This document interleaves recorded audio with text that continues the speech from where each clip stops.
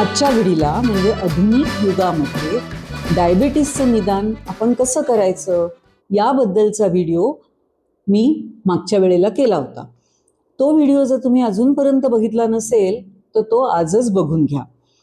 डायबिटीसमध्ये रक्तातली साखर वाढते आणि मग ती लघवी वाटे वाहून जाते, हे आज सगळ्यांना माहिती आहे. पण डायबिटीस हा आजार हजारो वर्षांपासून मनुष्य प्राण्यांमध्ये दिसतोय. मग हजारो वर्षांपासून हे ज्ञान मनुष्य प्राण्याला होतं का? मग पूर्वीच्या लोकांना डायबिटीसबद्दल काय काय ज्ञान होतं आणि ते ज्ञान हळूहळू कसं विकसित होत गेलं याचा इतिहास अत्यंत रंजक आहे. मग चला आज आपण तो इतिहास ऐकूयात. डायबिटीस या आजाराचा इतिहास रंजक तर आहेच, पण बराच जुना प्राचीन आहे. भारत, चीन, जपान, इजिप्त अशा अनेक देशांमध्ये प्राचीन काळातल्या विद्वानांनी डायबिटीस बद्दल अनेक नोंदी करून ठेवलेल्या सापडल्यात. डायबिटीस बाबतची अगदी जुनी नोंद म्हणलं, सगळ्यात पहिली नोंद म्हणलं तर सुमारे 4000 वर्षापूर्वींची आहे आणि ती इजिप्तमध्ये सापडलेली आहे. इजिप्तमध्ये त्या काळामध्ये हस्तलिखित लिहिण्याकरता कागदासारखाच एक पदार्थ जो एका झाडाच्या खोडापासून किंवा सालीपासून तयार केला जायचा, ज्याला पपायरस म्हणायचे. तर काहून पपायरस या नावाचं एक हस्तलिखित सापडलं, ज्याच्यामध्ये नोंद होती फक्त एकच वाक्य, तहानलेल्या स्त्रीवरचे उपचार, एवढीच. त्याच्या खाली काहीच इतर मजकूर लिहिलेला नव्हता. त्यामुळे तसं म्हणता ही नोंद काही फारशी महत्वाची नाही. परंतु तहानलेल्या स्त्रीवरचे उपचार याच्यावरून अंदाज आज बांधता येतो की ही डायबिटीस संबंधीचीच नोंद असणार आणि म्हणून ही महत्वाची. त्यानंतरची नोंद जी आहे ती आजपासून सुमारे 3500 वर्षांपूर्वी म्हणजे इसवी सन पूर्व 1550 या सुमाराला पुन्हा इजिप्तमध्येच एबर्स पपायरस या नावाचं एक हस्तलिखित सापडलं. हे हस्तलिखित 1862 साली दक्षिण इजिप्तमधल्या थेब्स या प्रदेशामध्ये लक्सर म्हणून जे एक शहर आहे तिथल्या एका थडग्यात सापडलं. इजिप्शियन संस्कृतीचेच एक जर्मन अभ्यासक गेरी एबर्स यांनी ते हस्तलिखित स्थानिक लोकांकडून विकत घेतलं होतं. त्यामुळे त्यांच्याच नावावरून पुढे या हस्तलिखिताचं नाव एबर्स पपायरस असंच पडलं. या हस्तलिखितामध्ये अनेक आजारांचं आणि त्यावरच्या उपचारांचं वर्णन आहे.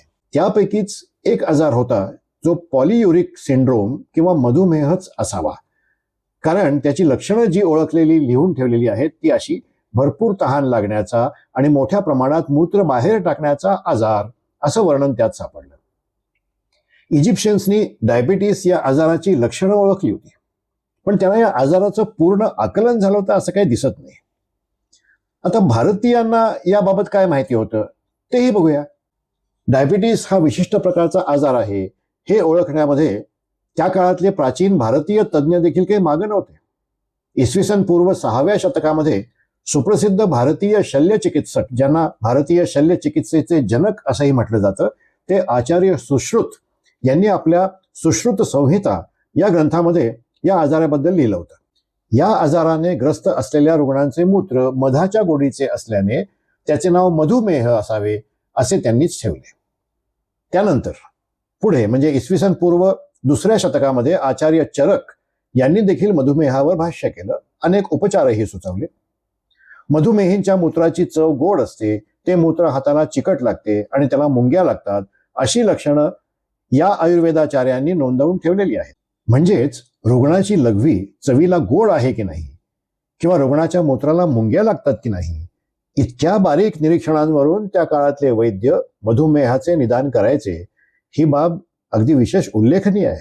आयुर्वेदानुसार शरीरातल्या दोषांच्या असंतुलनामुळे म्हणजे विशेषतः कफदोषामुळे मधुमेह हा आजार होतो असं मानलं गेलेलं आहे.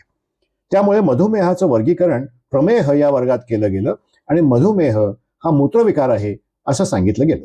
सुश्रुत संहिता, चरक संहिता, अष्टांग हृदयम, माधव निदान आणि भावप्रकाश अशा अनेक प्राचीन भारतीय ग्रंथांमध्ये डायबिटीस बद्दल माहिती उपलब्ध आहे. डायबिटीस किंवा याच मधुमेहाचे 2 वेगवेगळे प्रकार आहेत असं देखील प्राचीन भारतीय आयुर्वेदाचार्यांनी नमूद केलेलं आहे. सडपातळ व्यक्तींमध्ये आणि लहान वयातच होणारा मधुमेहाचा आजार हा गंभीर स्वरूपाचा असतो असं निरीक्षण त्यांनी नोंदवलेलं आहे.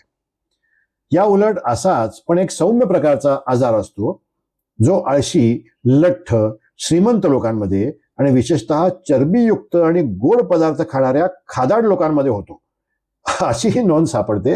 आहे की नाही गंमत? पण मधुमेहाचे दोन मुख्य प्रकार, ज्यांना आज आपण टाईप 1 आणि टाईप 2 डायबिटीस म्हणतो, ते ओळखण्यामध्ये भारतीय आयुर्वेदाचार्य यशस्वी झालेले होते, हे विशेष आहे. मधुमेह आणि अनुवांशिकता, लठ्ठपणा, बैठी जीवनशैली आणि आहार यांच्यामधला संबंध देखील आयुर्वेदाचार्यांच्या लक्षात आलेला होता. इजिप्त आणि भारताप्रमाणेच चीन, जपान, कोरिया या देशांमध्ये सुद्धा दुसऱ्या तिसऱ्या शतकामध्ये डायबिटीस बाबत केलेल्या नोंदी आहेत, त्या आज सापडलेल्या आहेत. चिनी हिपोक्रेटस असं ज्यांना ओळखलं जातं, ते प्राचीन काळातले चिनी वैद्यकीय तज्ज्ञ चांग चोंगचिंग आणि जपानमधले एक वैद्यक तज्ज्ञ ली शुआन या दोघांनी या आजाराबाबत केलेल्या नोंदी सापडलेल्या आहेत. जास्त लघवी होणे, जास्त तहान लागणे आणि वजन कमी होणे ही एका विशिष्ट रोगाची लक्षणं आहेत, असं वर्णन त्यांनी केलेलं आहे. पुढे 7व्या शतकामध्ये चेन चुआन या चिनी वैद्यांनी या आजाराला शियाओ खो पिंग असं नाव दिलं. आग्नेय आशियातल्या देशांमध्ये वैद्यांनी सुमारे 8व्या शतकांपासून असं नमूद करून ठेवलेलं सापडतं की गळवं होणं, त्वचारोग होणं, दृष्टी अधू होणं आणि क्षयरोग होणं या सगळ्याचं प्रमाण मधुमेही रुग्णांमध्ये जास्त असतं. या विशिष्ट आजारासाठी चायनीज, कोरियन, जपानी या सर्व स्थानिक भाषांमध्ये वेगवेगळी नावं होतीच.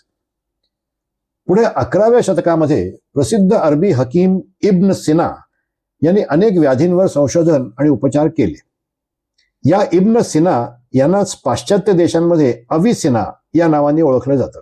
हकीम इब्न सिना यांचा एक ग्रंथ अल कानून फिल तिब म्हणजे वैद्यकशास्त्राचा सिद्धांत असा 5 खंडातला ग्रंथ आहे. या ज्ञानकोशालाच इंग्रजीमध्ये भाषांतरित करून द कॅनन ऑफ मेडिसिन अशा नावाने युरोपियन वैद्यकशास्त्रांनी तो अभ्यासाकरता वापरला असावा. या इब्न सिना यांनी मधुमेहाच्या सर्व लक्षणांचं अगदी अचूक वर्णन केलेलं आहे. मधुमेहामध्ये सतत लघवी होत असल्यामुळे या आजाराला त्यांनी अल दुलाब म्हणजे पाण्याचे चक्र आणि झलकुल कुलिया म्हणजे मूत्रपिंडाचा अतिसार अशी नावं दिली. मधुमेहामुळे इतर आजारांपेक्षा वेगळ्या प्रकारचा अशक्तपणा येतो, गँग्रीन आणि लैंगिक समस्या देखील होऊ शकतात असाही उल्लेख इब्न सिना हकीमांनी केलेला आहे. मधुमेही रुग्णांच्या मूत्राची चव गोड असते या संकल्पनेवर इब्न सिनांनी आपल्या ज्ञानकोशामध्ये जोर दिला होता आणि कदाचित त्यांच्याच लेखनामुळे युरोपियन वैद्यकीय तज्ज्ञांना हे समजलं असावं की मधुमेहींची लघवी गोड असते.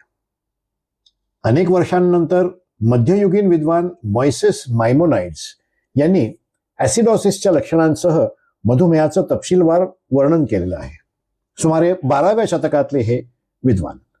त्याच सुमाराचे जालिनूस आणि इतर काही युनानी विद्वान यांनी देखील या आजाराचा अगदी जवळचा संबंध मानसिक त्रास, नपुंसकता, गँग्रीन आणि गळू अशा विकारांशी आहे अशी नोंद केलेली आहे. प्राचीन इजिप्शियन, भारतीय, चिनी, जपानी, अरब या लोकांनी मधुमेहाची वैद्यकीय चिन्ह आणि लक्षणं यांचं वर्णन करण्याचा प्रयत्न खूपच चांगला केला. पण मधुमेह नेमका का होतो याचं कारण मात्र त्यांना मिळालेलं असावं असं सापडत नाही. म्हणूनच मधुमेहाचं खात्रीशीर निदान कसं करायचं याबाबतच्या संकल्पना त्यांनी विकसित केल्या असाव्यात असं काही दिसून आलेलं नाही. मग पौर्वात्य देशांमध्ये जसं मधुमेहाबाबत संशोधन किंवा अभ्यास किंवा निदानामध्ये काही प्रगती झालेली होती, तसंच पाश्चात्य देशातही तिथले वैद्यक तज्ज्ञ करत असणारच आणि करत होतेच. पाश्चिमात्य देशामध्ये हे ज्ञान होतं का, केव्हा होतं आणि ते कसं कसं विकसित होत गेलं आणि आपण अगदी मॉडर्न मेडिसिन ज्याला म्हणतो, आधुनिक वैद्यकशास्त्र, यामधल्या डायबिटीसच्या निदाना आणि उपचारापर्यंत कसे पोहोचलो याचा इतिहास सुद्धा फार इंटरेस्टिंग आहे. पण तो पुढच्या भागात बघूया. डायबिटीसचा इतिहास कसा वाटला, आजचा भाग तुम्हाला आवडला की नाही हे तुम्ही मला कॉमेंट बॉक्समध्ये लिहून जरूर कळवा. आणि तुम्हाला डायबिटीस असो अथवा नसो, डायबिटीसबद्दलचं ज्ञान असणं अत्यंत आवश्यक आहे. त्यासाठीच आरोग्यधन चॅनलवरची ही जी डायबिटीस सिरीज मी चालू केलेली आहे ती बघायला विसरू नका. व्हिडिओज खाली कॉमेंट्स करा आणि आरोग्यधन चॅनलवर डायबिटीसची सिरीज जशी चालू राहील तसेच आरोग्यपूर्ण इतर विषयांवरचे अनेक व्हिडिओज चालू राहतील, तर ते व्हिडिओज बघायला विसरायचं नाही आहे. आरोग्यधन चॅनलला अजूनपर्यंत जर तुम्ही सबस्क्राईब केलेलं नसेल तर आजच सबस्क्राईब करा आपल्या मित्रमंडळींना, नातेवाईकांना हे व्हिडिओज फॉरवर्ड करा आणि त्यांनाही सबस्क्राईब करायला सांगा. बरं आहे मग मंडळी, पुन्हा असंच भेटूयात पुढच्या एखाद्या व्हिडिओमध्ये. धन्यवाद.